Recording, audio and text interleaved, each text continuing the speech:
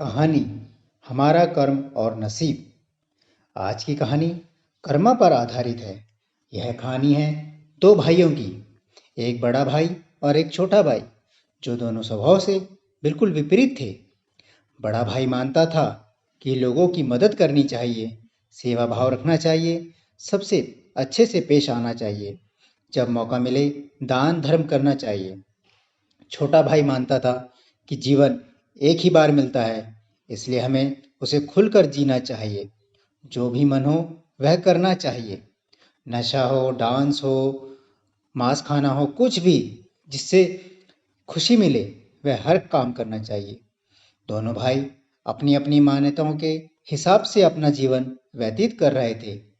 बड़ा भाई जो भी कमाता उसमें बड़ी मुश्किल से गुजारा कर पाता था, क्योंकि वह जब भी मौका मिलता दूसरों की मदद करता था। वो सत्संग सुनने जाता, मेडिटेशन करता, जितना हो सके उतना सादा जीवन जीने की कोशिश करता। छोटा भाई गलत रास्ते और गलत तरीके से ज़्यादा धन कमाता और अपनी हर इच्छा पूरी करता। नशा, सिगरेट पीना, नाचने वालियों के पास जाना, जितना संभव हो उतना ऐश करना। बड़ा भाई अक्सर अपने भाई को समझाने की कोशिश करता कि वह अपने जीने का तरीका बदल दे। वो जो कुछ कर रहा है वे अच्छे कर्म नहीं हैं। लेकिन छोटा भाई उसकी एक ना सुनता और उल्टा बड़े भाई को ही अपना जीने का तरीका बदलने के लिए कहता। वे दोनों ही एक दूसरे की बात माने बिना अपने अपने तरीके से जिंदगी जीते रहे। एक दिन बड़े भाई को घर लौटते वक्त रास्ते में चप्पल में कील घुस गई, जो चप्पल को चीरते हुए उसके पैर में घुस गई। उसे बड़ा दर्द हुआ। दर्द इतना ज़्यादा था कि वह ठीक से चल भी नहीं पा रहा था, लेकिन फिर भी जैसे तैसे लंगड़ाते हुए, दर्द सहन करते हुए अपने घर पहुंचा। घर पहुंचने के बाद उससे बिल्कुल खड़ा हुआ नहीं जा रहा था। उसे बहुत प्यास लग रही थी, लेकिन इतना ज़्यादा दर्द था कि वह पानी का गिलास लेने तक की हिम्मत नहीं जुटा पा रहा था। इसलिए अब वह छोटे भाई का इंतजार आने की देखने लगा। थोड़ी देर बाद छोटा भाई घर आया। उसके चेहरे पर बड़ी सी मुस्कान थी। वह बहुत ज़्यादा खुश लग रहा था।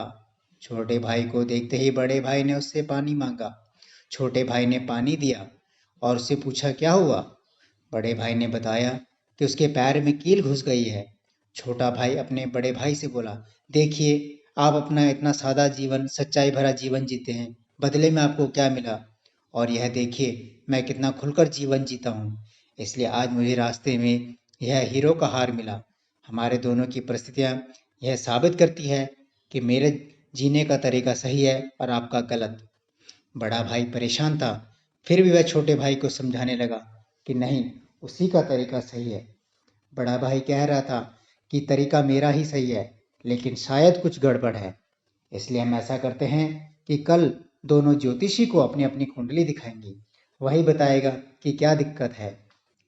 वह जिस ज्योतिषी की बात कर रहे थे वह बहुत बड़ा जाना माना था। उसकी कोई भी भविष्यवाणी गलत नहीं होती थी। छोटा भाई हीरे का हार मिलने की वजह से बहुत खुश था, इसलिए वह बड़े भाई की बात के साथ कुंडली दिखाने के लिए राजी हो गया।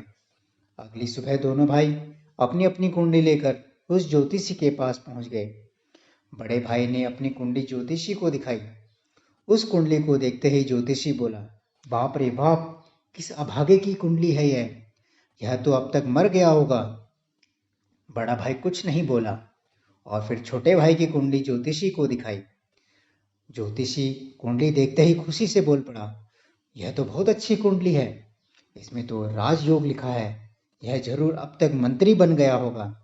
दोनों कुंडली दिखा देने के बाद दोनों भाइयों ने ज्योतिषी से कहा कि यह दोनों कुंडली उनकी है और आपकी भविष्यवाणी गलत है, क्योंकि ना ही बड़ा भाई अब तक मरा है और ना ही छोटा भाई मंत्री बना है।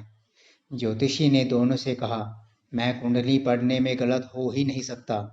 हाँ, अगर तुम्हारे कर्म कुछ ऐसे हों तो तुम्हारी कुंडली में लिखा बदल जरूर सकता है। ज्योतिषी ने पहले बड़े भाई से और बाद में छोटे भाई से उनके जीवन जीने का तरीका और वह कैसे कर्म करते हैं उसके बारे में विगत से जाना। ज्योतिषी ने दोनों को समझाते हुए कहा कि मेरी पढ़ी हुई कुंडली गलत नहीं है।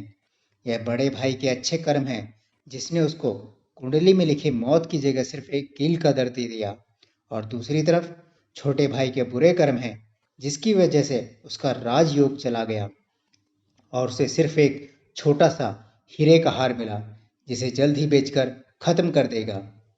दोस्तों, छोटी सी ये प्रेरक कहानी हमें वही सदियों पुरानी बात याद दिलाती है, जैसे कर्म होंगे वैसे ही फल होंगे।